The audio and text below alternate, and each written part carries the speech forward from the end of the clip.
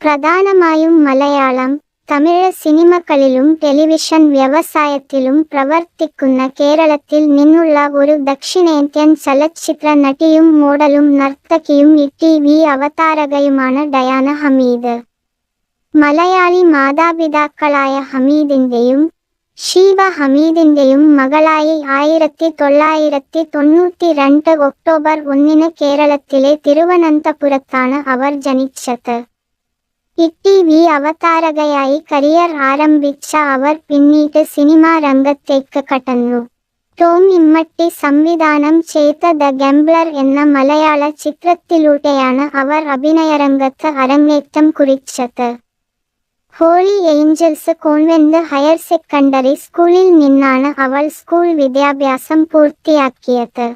തിരുവനന്തപുരത്തെ all saints കോളേജിൽ നിന്ന് കോളേജ് ബിരുദം പൂർത്തിയാക്കി.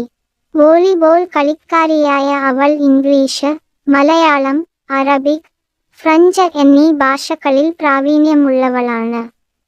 അഭിനയത്തിനും ആങ്കറിംഗിനും പുറമെ മോഡൽ, എംസി, പെർഫോമർ, ടി.വി. അവതാരക, അഭിമുഖം, സ്റ്റൈലിസ്റ്റ്, ഡിസൈനർ എന്നീ നിലകളിൽ അവർ തന്റെ വൈദഗ്ധ്യം പ്രകടിപ്പിച്ചു. തന്റെ മനോഹരമായ ശബ്ദത്തിലൂടെ അവൾ ഒരു അവതാരകയായി തന്റെ കരിയർ ആരംഭിച്ചു. സ്വരരാഗം, കോമഡി കിങ് എന്നിവയുൾപ്പെടെ 4 വർഷത്തിനിടെ 400-ൽ അധികം ഇവന്റുകൾ അവർ ഹോസ്റ്റ് ചെയ്തിട്ടുണ്ട്.